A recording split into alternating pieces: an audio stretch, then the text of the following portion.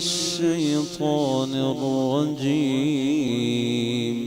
بسم الله الرحمن الرحيم. الحمد لله رب العالمين الرحمن الرحيم مالك يوم الدين. إياك نعبد وإياك نستعين. اهدنا الصراط المستقيم صراط الذين أنعمت عليهم غير المغضوب عليهم ولا الضالين.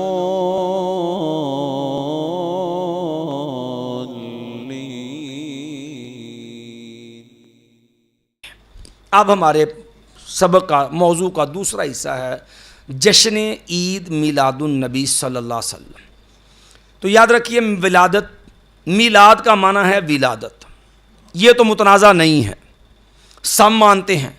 دو چیزیں پیچھے رہ جاتی ہیں، ایک جشن اور دوسرا عید، اور یہ دونوں کے قائل ہیں، جشن کے بھی اور عید کے بھی. جب بھی کبھی کسی بھی آدمی سے گفتگو ہو یا آپ کو کبھی ان کی گفتگو سننے کا موقع ملے، سب سے پہلے اس چیز کو ملحوظ رکھیں کہ کیا گفتگو موضوع کے مطابق جشن عید میلاد، نبی علیہ السلام کی ولادت کا دن عید اور نبی علیہ السلام کی ولادت کی بنا پہ جو کچھ ہے، کیا قرآن، حدیث، اصحاب محمد صلی اللہ علیہ وسلم کیا سلف صالحین اسی کے مؤید ہیں؟ اب سب سے پہلے اب یہ طے کر لیں جشن کیا ہوتا ہے، کیونکہ جب آپ چیز کو طے کر لیں گے تو آپ کیا گفتگو کو سمجھنا آسان ہو جائے گا. جشن کیا ہے؟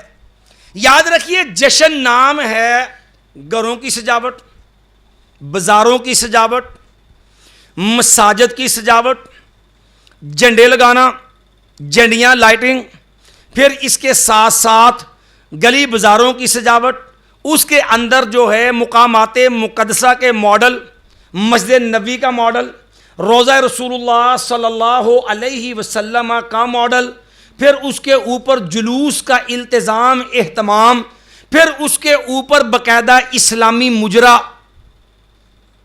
یہ لفظ کوئی ایسا نہ سمجھے کہ شاید ہم نے معاذ اللہ کو طنزاً بولا ہے، یہ باقاعدہ مفتی احمد یار نعیمی صاحب جو ہیں، جو 4 بنیادی ارکان جو ہے رکن ہیں بریلوی مذہب کے، ان میں سے ایک بنیادی جو بزرگ ہے ان کے، وہ مفتی احمد یار نعیمی صاحب ہیں، جن کی جا الحق ہے جو ہر تقریباً بریلوی گھر میں یا مسجد میں میسر ہوتی ہے، بریلوی مذہب کا انسائکلوپیڈیا ہے. اس کے مصنف اور مؤلف ہیں جو مفتی احمد یار خان نعیمی.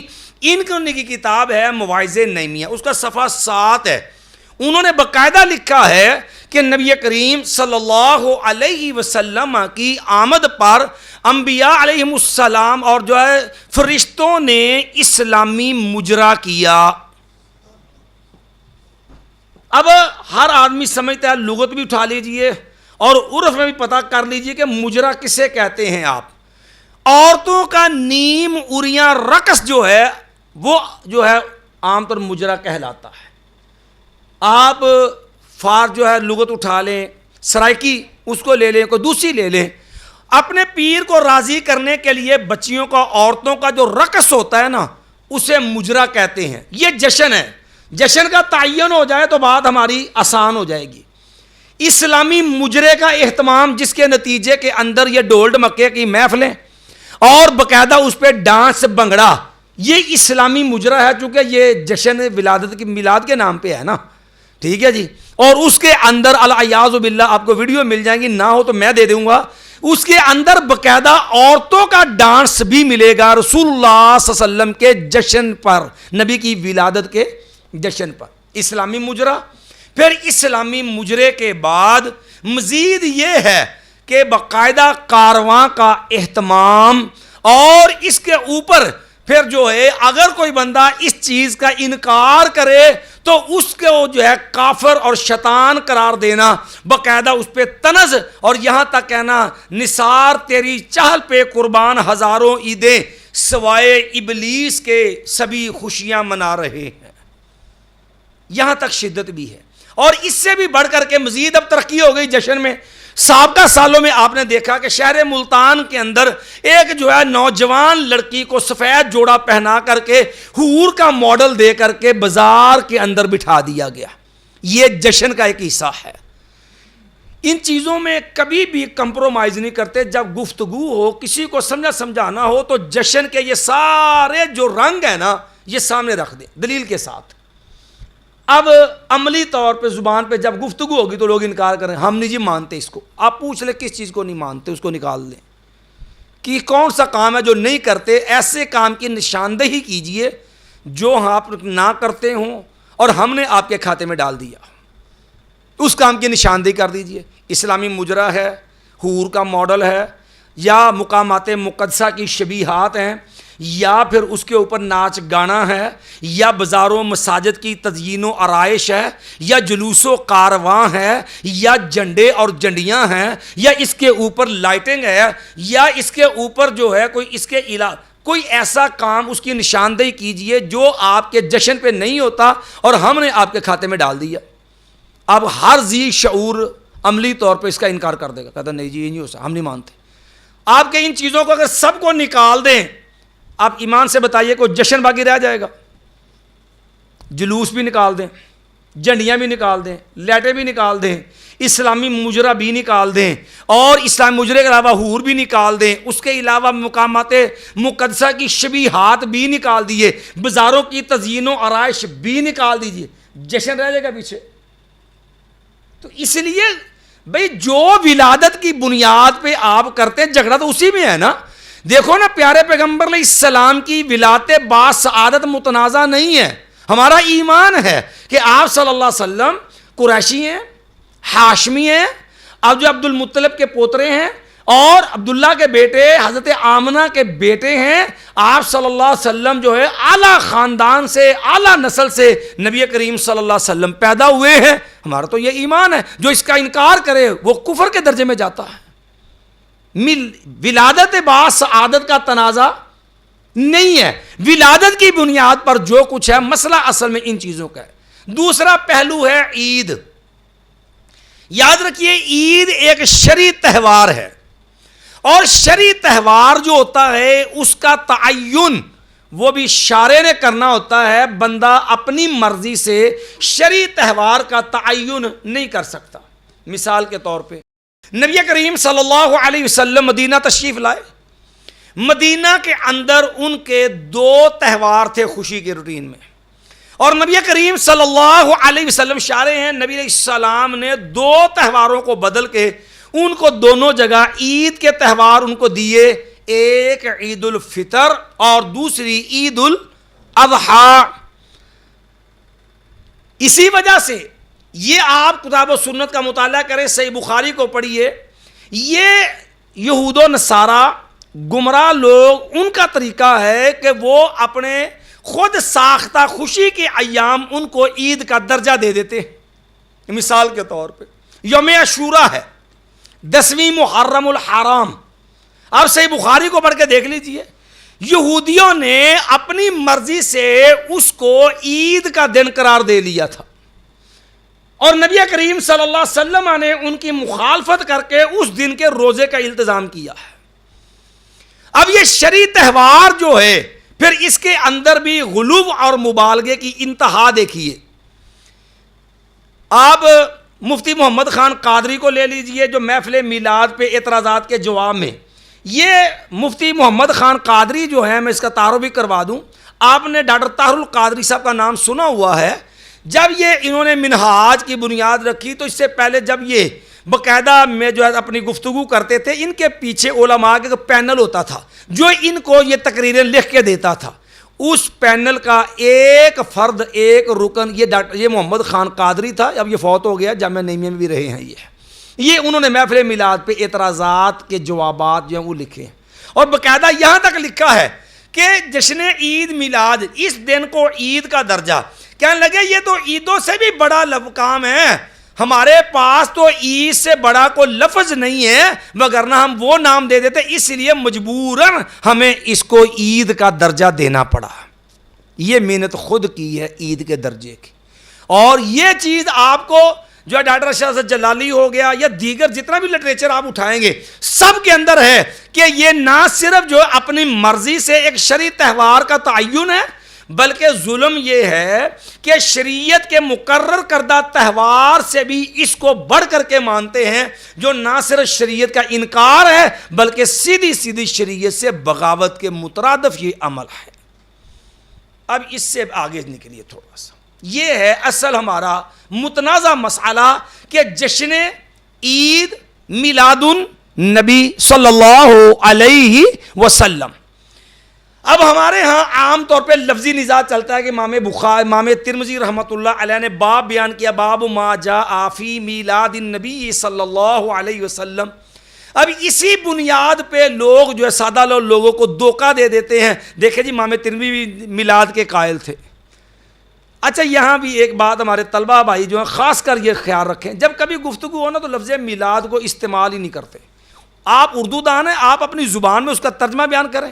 میلاد عربی لفظ ہے نا، آپ اس کے لیے وہ لفظ استعمال کریں ولادت با سعادت. نبی کریم صلی اللہ علیہ وسلم کی ولادت با سعادت. کیونکہ سادہ لوگ جاہل عوام جو ہوتی ہے نا وہ یہ نہیں سوچتی کہ یہ بات کیا، لفظ آ گیا میلاد النبی. باجی دیکھو نا امام ترمذی بھی جشن عید میلاد کے قائل تھے. دیکھو انہوں نے بھی باب باندھا ہے، باب ما جاء فی میلاد النبی صلی اللہ علیہ وسلم، کہ نبی علیہ السلام کی ولادت کا بیان. تو اب وہ یہ نہیں سوچتے کہ محدثین نے اہل البدع کا رد کیا، جو ظہور کے قائل ہیں، جو ولادت کے منکر ہیں، ان کا رد کیا ہے. یہ نہیں سوچتے، وہ لفظ دے کے کہتے ہیں دیکھیں جی ہمارا مدعا جو وہ ثابت ہو گیا.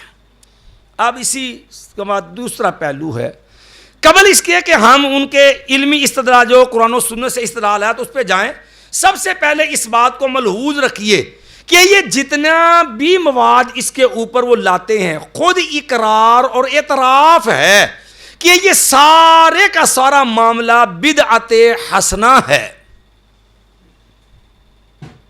یہ بات جو ہے سمجھنے والی ہے. بھئی یاد رکھیے اسلام کے اس بات کا سارے اعتراف کرتے ہیں. مثلا اس بات کا اعتراف کہ یہ بدعت حسنہ ہے مفتی محمد خان قادری یہ بھی کہتا ہے، بلکہ یہ کتاب ہے مارکیٹ میں عام دستیاب ہے، اس کا نام ہے رسائل میلاد حبیب صلی اللہ علیہ وسلم. یہ سعید جو ہے یہ اس کے مؤلف ہیں صلاح الدین سعیدی صاحب، اور یہ انہوں نے رسائل جمع کیے ہیں اپنے بریلوی علماء کے. اس کے شروع میں مقدمہ ہے مولانا صدیق ہزاروی صاحب کا، جو شیخ الحدیث ہے جامعہ حجویریہ کے اور ممبر ہیں اسلامی نظریاتی کونسل کے، یعنی بریلویت کے علمی میدان کے ایک بڑے آدمی ہیں. انہوں نے باقاعدہ اس کے اندر لکھا ہوا شروع میں واضح لفظوں کے اندر، وہ خود بھی مانتے ہیں کہ یہ جشن عید میلاد النبی یہ بدعت حسنہ ہے. صرف یہی نہیں ہے، باقاعدہ امام سیوطی رحمۃ اللہ علیہ کے حوالے سے ان کی کتاب ہے الحاوی للفتاوی، یہ امام سیوطی رحمۃ اللہ علیہ کی 2 جلدوں میں کتاب ہے.